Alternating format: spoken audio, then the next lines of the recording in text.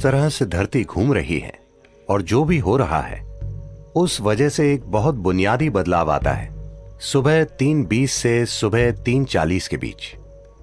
इसे ब्रह्म मुहूर्त कहते हैं। ऐसा बस 33 डिग्री लैटिट्यूड तक ही होता है। आपका सिस्टम, मनुष्य का सिस्टम एक विशेष तरीके से व्यवहार करता है। यह एक संभावना है। तो एक जागरूकता रही है इस संभावना का इस्तेमाल करने की। आपका जीवन उन कई चीजों का परिणाम है जिन्हें हम ब्रह्मांड कहते हैं या जिन्हें हम अस्तित्व कहते हैं। तो हम इस जबरदस्त घटना का परिणाम है जिसे हम सृष्टि कहते हैं। हम अपने आप में एक अलग जीवन नहीं है।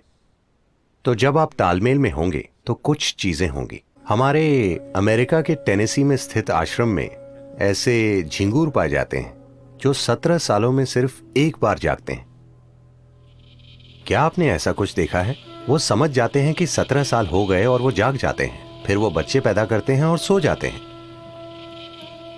वो समझ जाते हैं कि 17 साल हो गए, वो भी बिना किसी अलार्म बेल के। तो ये कैसे होता है? मैं कह रहा हूं कि वो प्रकृति के साथ तालमेल में है। हमने प्रकृति के साथ तालमेल खो दिया है और हमें लगता है कि यही हमारी प्रकृति है। नहीं, कई सारी बीमारियां और समस्याएं जिनका मनुष्य अनुभव कर रहे हैं वो बस इसलिए हैं क्योंकि हमने वो जागरूकता खो दी है कि उन कई सारी शक्तियों के साथ तालमेल में कैसे रहा जाए जो हमें वो बनाती हैं जो हम हैं। तो योग वो तालमेल लाने के लिए है ताकि आप जीवन के साथ लय में हो। अगर आप जीवन के साथ लय में होंगे तो आप भी सुबह 3 बजे के थोड़ा बाद जागेंगे। अगर आप जागरूक हैं तो अचानक आपके अंदर जीवंतता की एक किरण जागेगी और अगर आप गहरी नींद में भी हों तो भी जाग जाएंगे। आपके साथ यह होना चाहिए। इसका मतलब है आप उसके साथ तालमेल में हैं, आप जीवन के तालमेल में हैं। तो मुझे क्या करना चाहिए? क्या मुझे ध्यान करना चाहिए या क्रिया? इससे फर्क नहीं पड़ता कि आप क्या करते हैं। आपको वो प्रक्रिया करनी चाहिए जिसकी आपको दीक्षा दी गई है, क्योंकि दीक्षा का मतलब है आपको कोई अभ्यास बस सिखाया ही नहीं गया है, आपके सिस्टम में उसे उतार दिया गया है, उसे आपके सिस्टम में बिठा दिया गया है। तो वो जो भी हो, अगर आप में एक जीवित बीज है और आप ब्रह्म मुहूर्त पर जागें और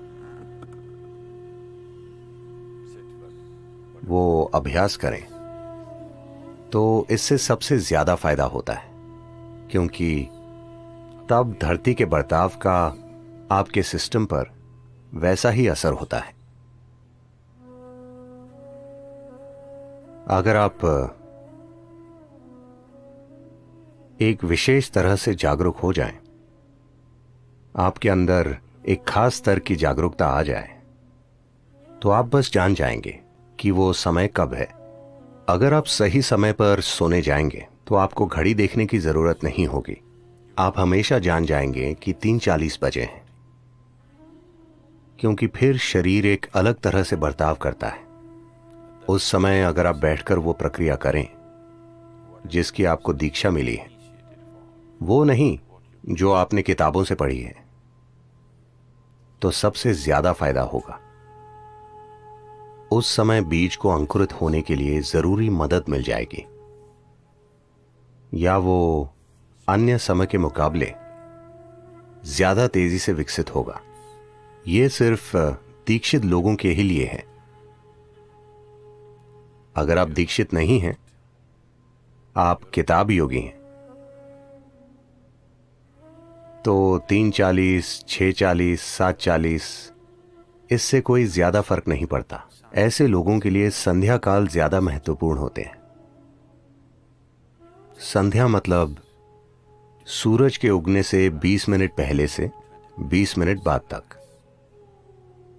या सूरज डूबने से 20 मिनट पहले से 20 मिनट बाद तक। दोपहर और आधी रात के लिए भी यही सच है, लेकिन उनकी प्रकृति अलग है। तो ये 2 संध्याएं उनके लिए बेहतर हैं। जो दीक्षित नहीं है। 3:40 उनके लिए अच्छा है जिन्हें शक्तिशाली दीक्षा मिली है।